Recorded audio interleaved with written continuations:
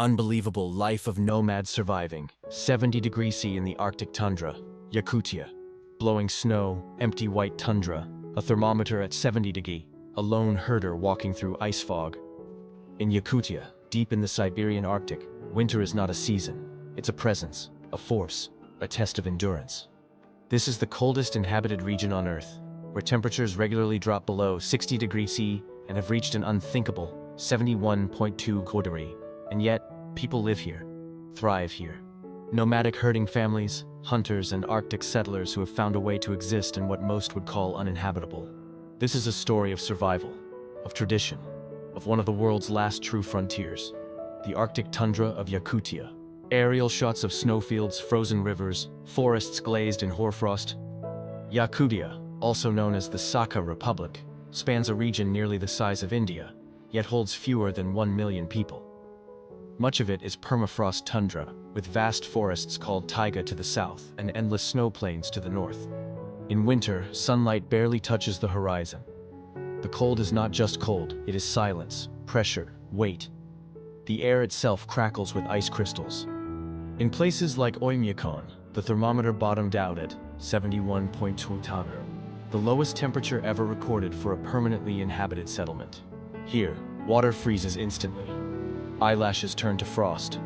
Plastic becomes brittle. But for the nomads, this is simply life. Log houses smoking gently in the frost, yurts wrapped in hide, layered insulation materials. To survive this environment, shelter is everything. Nomadic herders and semi-settled families live in yurts, urasa, or log cabins, heavily insulated and often half buried into the frozen ground. Thick animal hides line the walls. Fireplaces burn nearly 24 hours a day. Windows are triple-paned or covered.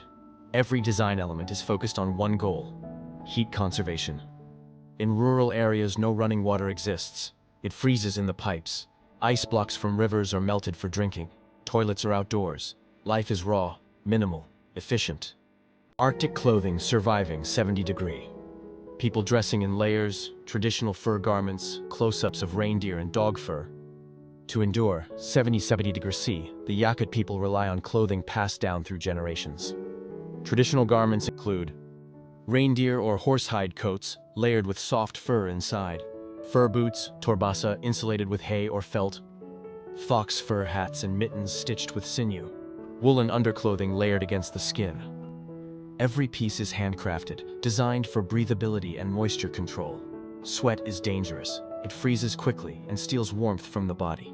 The rule is simple: stay dry, stay alive. Even young children are wrapped tightly, trained from birth to recognize the signs of frostbite and cold stress. Herds moving through snow, people on horseback, cattle huddled near snowdrifts. In Yakutia, nomads raise a special breed of hardy Arctic horses, reindeer, and even native Yakut cattle, animals genetically adapted to survive the bitter cold. Yakut horses forage under the snow, digging with their hooves for frozen grasses. They require no barns, sheltering behind hills or trees in storms. Their metabolism keeps them warm, even at 60 degrees C. Reindeer, likewise, are central to nomadic life. They serve as transportation, food, clothing, and cultural symbol. Nomads follow their movement, setting up seasonal camps and managing herds across hundreds of kilometers.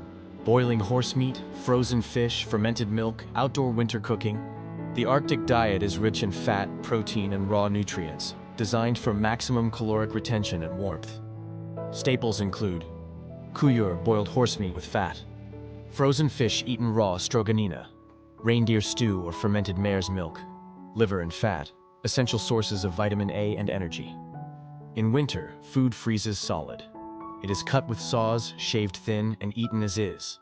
Vitamin C comes not from fruit, but from raw meat and blood, which retain their nutrients even when frozen. Fat is fuel. Without it, the body can't keep warm. Children walking to school in 50 degrees C, bundled infants, family activities. Even in the coldest temperatures, life continues. Children attend school, often walking kilometers through deep snow and bitter wind. They play, help with chores, and learn survival from their elders. Education includes both modern learning and ancestral knowledge. How to identify storm clouds, read wind, track animals, and build emergency shelter. Discipline is firm but caring. Children are respected for their endurance. They grow up not fearing the cold, but learning to live with it. For the Yakut nomads, survival is not just physical, it's also spiritual. Rooted in Tengrism and ancient animistic beliefs, their worldview sees nature as alive, filled with spirits in the wind, the rivers, and even the cold itself. Groups of yurts, communal meals, elders guiding youth. Life in the tundra is communal. Extended families live together, bound by duty and survival. Roles are clear but cooperative. Men herd, hunt, and build. Women cook, sew, raise children, and manage the home.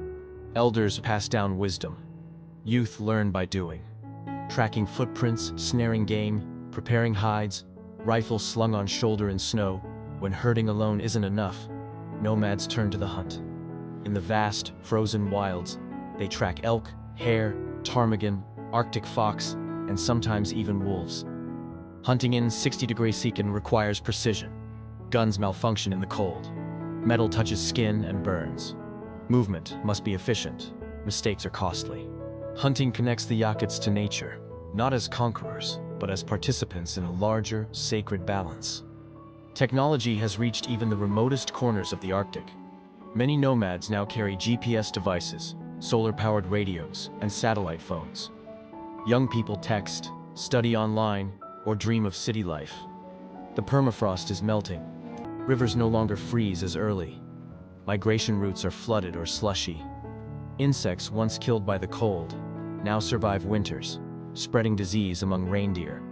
The cold that once guaranteed stability is disappearing. For people who have always adapted to nature, this change is different. The land itself is sick. Despite it all, the culture survives. Rituals continue. New generations learn to tan hides, sew coats, sing stories in the Saka language. Elders pass knowledge with urgency. Communities host cultural camps and revival ceremonies. The fire has not gone out.